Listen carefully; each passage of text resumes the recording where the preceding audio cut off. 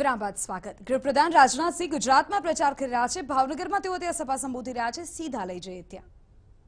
और मेरा विश्वास है कि भारत ऐसे ही बढ़ता रहा आगे, इसमें कहीं दो मत नहीं है।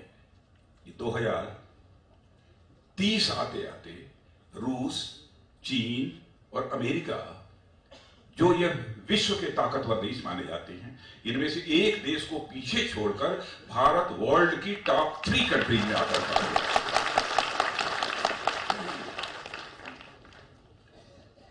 इस संभावना को भी नकारा नहीं जा सकता। दुनिया की सारी ताकतें इस हकीकत को स्वीकार करने लगी है।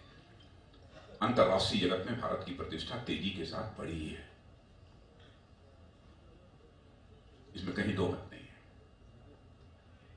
भारत की साख, भारत की विश्वसनीयता भी बढ़ी है। और इतना ही नहीं, जो पॉलिटिकल एनालिस्ट है इस बात को भी स्वीकार करते हैं। भारत में जितनी भी पॉलिटिकल पार्टियां हैं, उन सारी पॉलिटिकल पार्टियों में कंपैरेटिवली गुड गवर्नेंस देने वाली यदि कोई पॉलिटिकल पार्टी है तो that is Bharatiya Janata party. सभी स्वीकार करते हैं। भारत में जो कुछ भी 4.5-5 वर्षों के अंदर जो एक करिश्मेटिक चेंज आया है, आप भी यह कहेंगे कि यह करिश्मा कैसे हो गया, क्या हो गया। Style of working, way of functioning, यह सबसे बड़ा कारण है।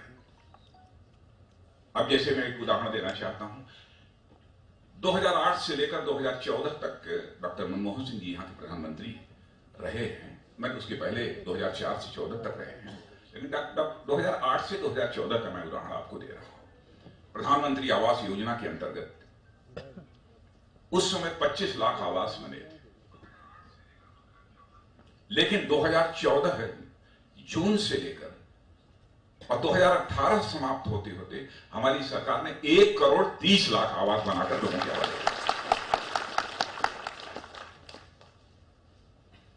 स्वच्छता का दायरा 1947 से लेकर 2014 तक, जो केवल 40%, 42% था, अब वो बढ़कर मोर देन 90% हो गया। मोर देन 90%, 92% हो गया। तो यह सब एक मेजर अचीवमेंट्स इस गवर्नमेंट के हैं, कोई आसान काम नहीं है। गैस कनेक्शन का जहां तक सवाल है, कुकिंग गैस कनेक्शन, इसके पहले 2014 के पहले गवर्नमेंट ने सारे देश भर में 12 करोड़ ऐसे गैस कनेक्शंस लोगों को दिए थे, लेकिन उसके बाद 4.5 वर्षों के अंदर ही हम लोगों ने 13 करोड़ गैस कनेक्शंस लोगों को मुहैया कराया। यह मैंने कुछ मिसालें आपके सामने रखी हैं। इस कारण एक बहुत बड़ा परिवर्तन आया है। और लेकिन अब कांग्रेस जब भी चुनाव का समय आता है, गरीबी गरीबी गरीबी गरीबी, गरीब गरीब गरीब, इसी की रट लगाती है। और मैं याद दिलाना चाहता हूं, पंडित जवाहरलाल नेहरू भी जब भारत के प्रधानमंत्री थे, तब भी उन्होंने गरीब और गरीबी की चर्चा की थी। श्रीमती इंदिरा गांधी आई तो उन्होंने कहा कि गरीबी हटाओ, देश बचाओ। राजीव गांधी जी भी आए हैं, उन्होंने भी प्रारंभ में तो नहीं, लेकिन बाद में उन्होंने गरीब और गरीबों की चर्चा करते थे। और उसी क्रम में बोलते हुए उन्होंने कहा था कि हम 100 पैसा सेंटर से भेजते हैं तो नीचे पहुंचते पहुंचते वह केवल 16 पैसे का लाभ लोगों को।